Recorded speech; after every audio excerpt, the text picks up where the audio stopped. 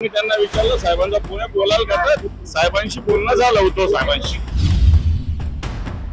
या आंदोलनाचा वनवा येणाऱ्या काळात या महाराष्ट्रभर पेटल्याशिवाय राहणार।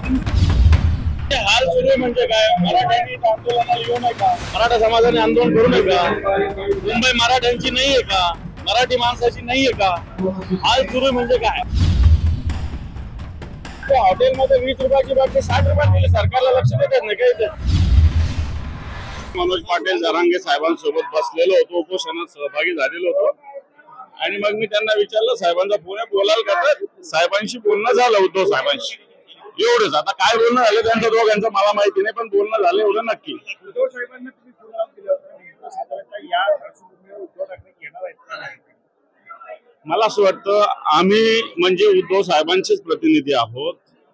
संजय जाधव आहेत, ओमराजे निंबाळकर आहेत, कैलास पाटील आहेत, आम्ही सगळे उद्धव, मी शिवसेनेचा नेता आहे आणि म्हणून मला असं वाटतं ज्या अर्थी आम्ही आहोत त्या अर्थी साहेब इथं आहेच आहे। एक प्रश्न असा आहे, ओबीसीतून ते आरक्षणाची मागणी करतात, ओबीसीतूनच मराठ्याला असं बदल आरक्षण द्यावं का, शिवसेनेची भूमिका आहे का?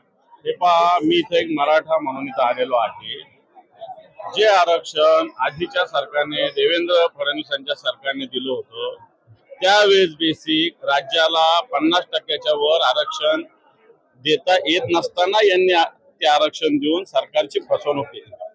आताचा मुद्दा आहे की मराठवाड्यामध्ये विशेषतः हैदराबाद गॅझेटचा मुद्दा आहे, सातारा गॅझेटचा मुद्दा आहे।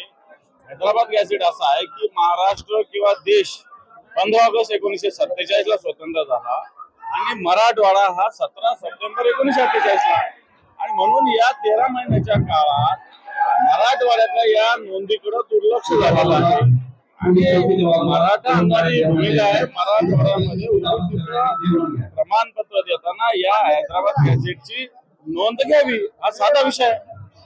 दुसरा प्रश्न, तुमच्यावर होत असलेला आरोप, उद्धव ठाकरे मुख्यमंत्री असताना त्यांनी आरक्षण का दिलं नाही, त्यावेळेला त्यांनी का काम केलं? हे पहा, उद्धव साहेब मुख्यमंत्री असताना खऱ्या अर्थानं देवेंद्र फडणवीसांचं सरकार असतानाच त्यांनी ते फसवणूक केलेली होती। राज्याला अधिकार नसताना त्यांनी मराठ्यांना रिझर्वेशन दिलं होतं।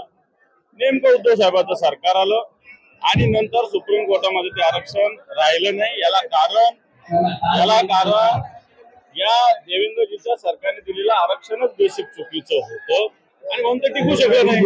जे वकील आता देवेंद्र फडणवीसांच्या सरकारच्या काळात तेच त्याच उद्धवजींच्या काळात होते, परंतु न्याय व्यवस्था ज्या पद्धतीनं सत्ताधारी पक्ष जे असताना ज्या पद्धतीनं सक्रियतेनं काम करते तशी व्यवस्था केली नसेल, तेव्हा मला असं वाटतं उद्धवजीवर आरोप करणं चुकीचं आहे। दुसरा दिवस आहे, सरकारने लक्ष देण्याची आवश्यकता आहे। सरकारने या आंदोलनाकडे कानाडोळा करू नये, हे आंदोलन सिरियसली घेतलं पाहिजे।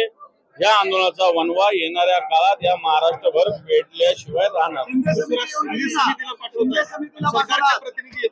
शिंदे समितीला मला असं वाटत नाही याच्यात कोणते अधिकार आहे। सरकारला अधिकार आहे, ज्यांनी जी मंत्री समिती नेमलेली आहे तिला अधिकार आहे।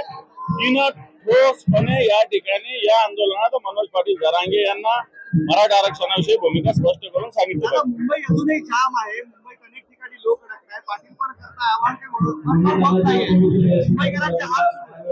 मुंबईकरांचे हाल सुरू आहे म्हणजे काय, मराठ्यांनी आंदोलनाला येऊ नये का, मराठा समाजाने आंदोलन करू नये का, मुंबई मराठ्यांची नाहीये का, मराठी माणसाची नाहीये का, हाल सुरू म्हणजे काय। म्हणून आंदोलन काय आज जाहीर केलं का, आंदोलन 2-3 महिन्यापूर्वी जाहीर केलेलं आंदोलन आहे आणि म्हणून मला असं वाटतं उलट मुंबईकरांनी आलेल्या मराठी बांधवांना सहकार्य केलं पाहिजे। उलट सरकार, महानगरपालिका या मोर्चाकडे दुर्लक्ष करते। शौचालय असेल, हॉटेलची खाण्यापिण्याची व्यवस्था असेल, स्वच्छतेची व्यवस्था असेल, हॉटेलमध्ये 20 रुपयाची बाटली 60 रुपयात दिली, सरकारला लक्ष देतात नाही काही। एखादा वडापाव 10 रुपयाचा 50 रुपयाला देत होतो, याच्यावर सरकारला लक्ष देतात नाही का।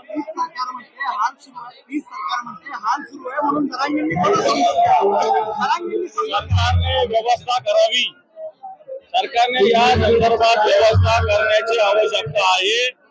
मराठी जे आलेले आहेत या महाराष्ट्रातून, मुंबईमध्ये महाराष्ट्रातल्या कानाकोपऱ्यातून, यांना मदत मुंबईकरांनी केली पाहिजे।